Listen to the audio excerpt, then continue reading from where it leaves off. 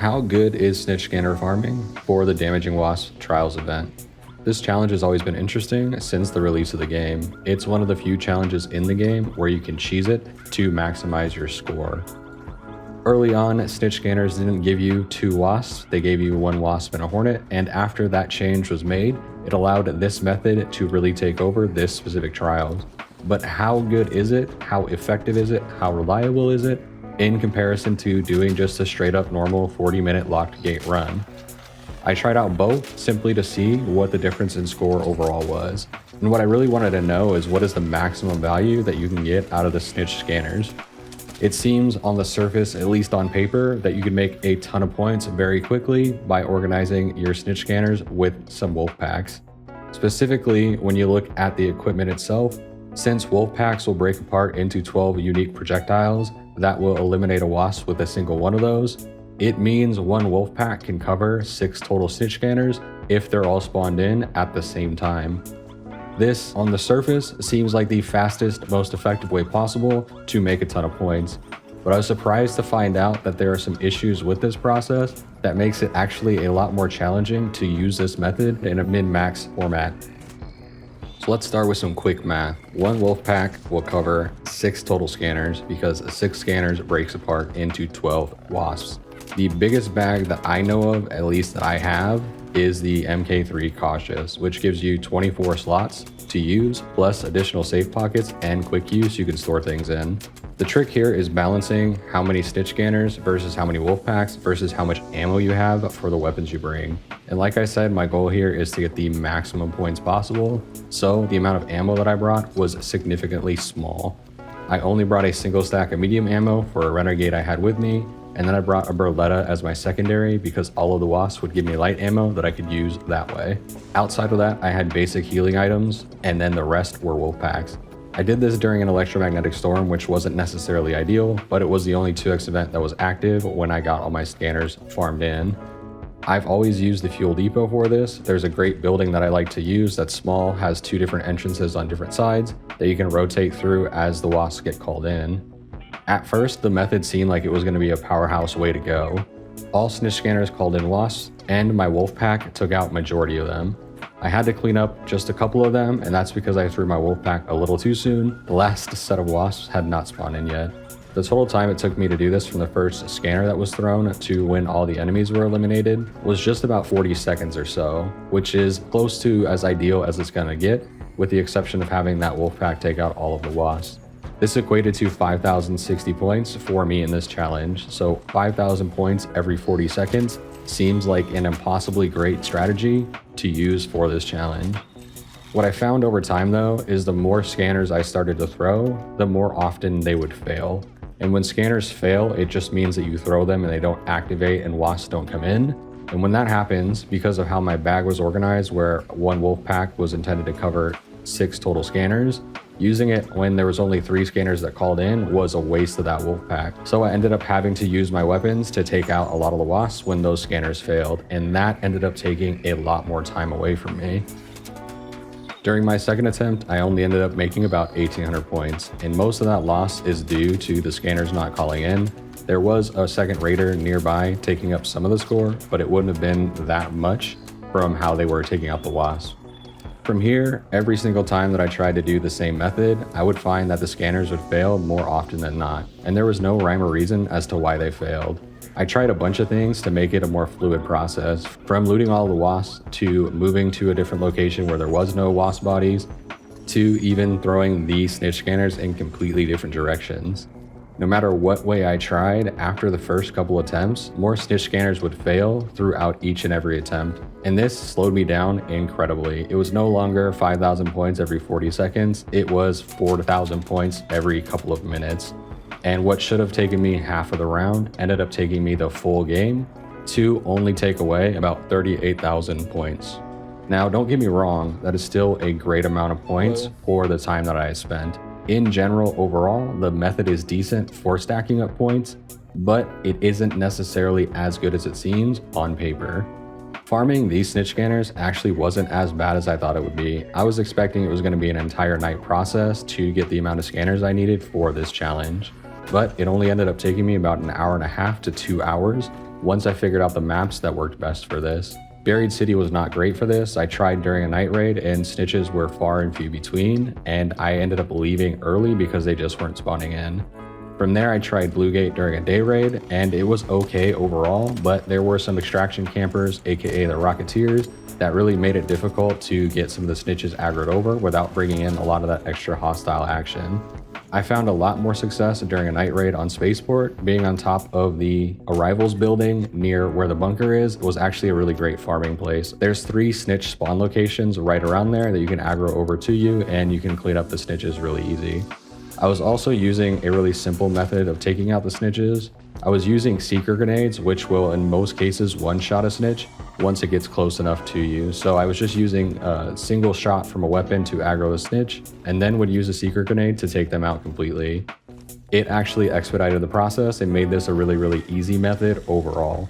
But the undisputed best place to do this without a doubt is during the Locked Gate event on Blue Gate at the Overlook Air Shaft.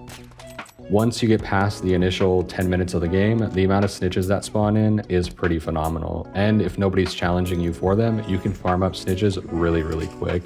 So if you're looking to do this method, it takes about 2 hours or so to farm up snitch scanners, maybe a little bit less if you're able to use a spaceport during a night raid or even Electro Storm, or at best Locked Gate on Blue Gate. So now what about doing just a regular Locked Gate raid, not bringing in any snitch scanners with you, but bringing in an arsenal of weapons to deal with them in real time? Now, I brought in a Jupiter here, and that's specifically because it's a crutch for me. Being a little bit older, it takes a little bit more effort to hit shots consistently on snitches, and the Jupiter takes them out in a single shot. But for you, young bucks who have phenomenal hand-eye coordination and are in your prime years of gaming, you can get away with things like an Osprey, an Anvil, and the Hullcracker. You don't need the Jupiter for this. I just used it as the crutch to make sure I was effectively taking out the snitches as they called in their backup. Normally, I recommend the Overlook Air Shaft for this, but I actually ended up trying a different one at near the Reinforced Reception. I've seen a lot of players farming in this area during my runs at the Overlook, and since it was not an extraction point anyone could use, I figured I wouldn't be contested there throughout the game. I actually don't like this area a whole lot. I'll be honest, the terrain itself is really uncomfortable to fight in, and I spent a lot of time running around chasing down the snitches that I eliminated to loot their bodies. They would fly and roll down the hill, and it wasn't super fluid. So even though I did this at the extraction near Reinforced, I would still recommend using Overlook for this actual challenge. For this method, what I essentially did was I used the Osprey or the Jupiter to pull snitches over to me so that they would call in for backup. And as they called in for backup, I would take out the snitch so that I could then loot the body and pick up a snitch scanner I would use later. Once it called in for backup, I either used the Jupiter, which can most of the time one-shot wasps and two-shot hornets, or I would rely on the Hullcracker, which essentially does the same. Beyond looking for the snitches around the map, which are easy to spot, you also want to keep an eye out for the map-based spawns.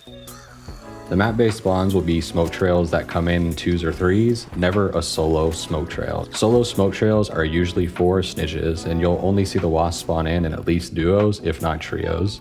Once you see these stacks spawn in, definitely prioritize your focus towards them. And if you can grab a snitch at the same time and start pulling them over to you while you take out the 3 stack, it's usually the best way forward for this challenge. Now, in terms of aggroing the snitch, keep in mind that there are multiple different states for it being aggroed to you, and you can tell which state it's in by the color of the light that it's emitting.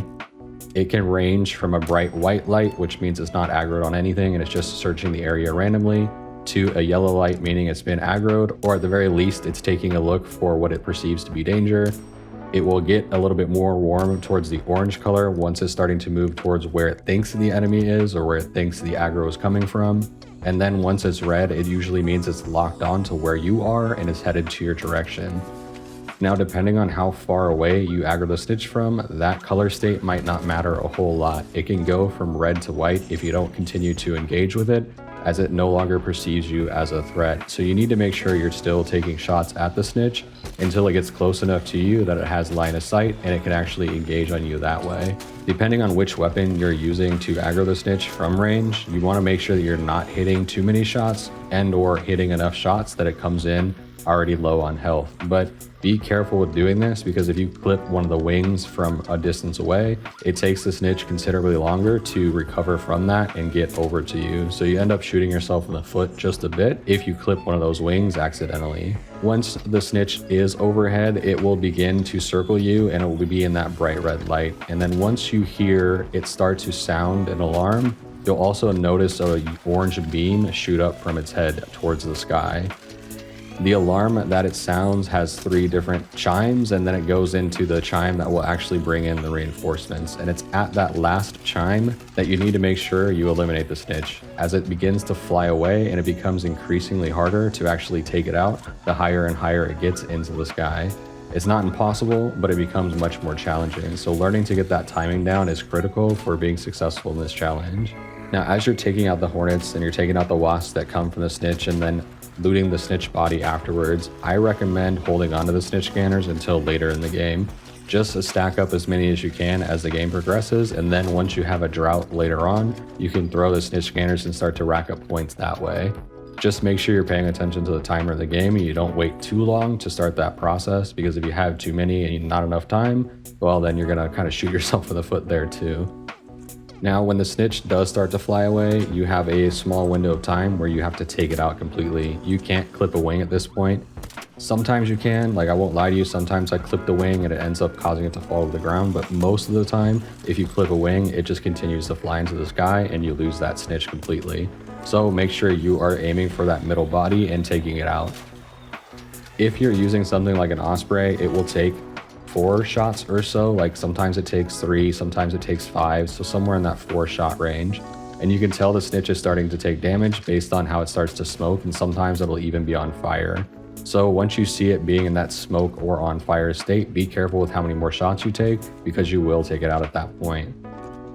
Beyond that, all you really need to do when you're up at this location is just rotate in a circle and look for opportunities that are scattered around the map. Some will be close to you, some will be farther away, but there is almost always a stack of wasps that you can shoot at with an osprey, or a snitch in the distance that you can fire at to aggro to you. Just continue to pull enemies towards you as the match goes on, and the later it gets in the game, the higher the spawns become and the more points you can rack up. I was at about 23,000 points around the 13-minute mark and was able to get up to 35,000 by the end of the round. So the volume of points that you can make during that last 10 minutes is actually pretty phenomenal. Now, when it comes to dealing with the stacks of enemies that come in, I highly recommend the Hullcracker for this. It is the most effective way to deal with these enemies in volume, and it is the most reliable in terms of taking out the wasp. I have never had a time where I shot a Hullcracker and it hit the wasp and it kept flying around, but I have had times where I shot the Jupiter at a wasp and it didn't take it out, even though I think it should have. Hornets are a little bit more of a tank, so you need to be careful with how many shots you're using on those enemies. You want to try and aim at their rear thrusters if you can, or at the very least the bottom of their body. You can also hit them on their sides, kind of when they're not looking at you, and that can also one-shot. But most of the time, once you've aggroed a set of enemies to you, they will all be looking at you, including that hornet. Once you're down to about 5 minutes or so, I highly recommend thinking about moving towards the extraction. It will likely be some 100 meters away from you, if not halfway across the map. And making that distance can be time consuming depending on how many enemies you run into. You never know if you're going to get caught out by a leaper or a rocketeer or a bombardier or whatever type of enemy there is, and they'll take up some of that critical time that you need to make that run. So you can make it like a very close call if you don't leave soon enough. As you are leaving for the extraction, I recommend taking the opportunities as they come. Snitches will keep coming in. You'll come across wasps and hornets that you can take out as you go to stack up those final bits of points towards the extraction. And then lastly, obviously, there are going to be other raiders around and you can't avoid them altogether. So if you need to, at the very least, share points so that you don't piss them off and cause them to want to go aggro at the very end of the match. So ultimately, after looking at both of these methods in detail and understanding really what's possible between the two different strategies, I actually recommend doing a bit of a split. You want to bring in probably about half your bag worth of snitch scanners if you have wolf packs to bring with you. If you don't have wolf packs to use for it, maybe a couple of rows, like 8 total sets of snitch scanners might be good, but it does take a decent amount of time to work through each of the enemies if you're doing it with just the weapons that you brought in. So Remember that one wolf pack will take out 2 stacks of snitch scanners if it works correctly. So you can assume that 2 wolf packs is 1 full row of snitch scanners if you want to go that route, and plan accordingly. But keep in mind that the more you add snitch scanners to your bag, the less you have for ammo and space for things that are important for doing this challenge across the full 40 minutes. Once you're ready to go, head back to Speranza, collect your loot if you haven't already, and watch your score fly up the leaderboard. That's going to be it for me today, y'all. Thanks for watching.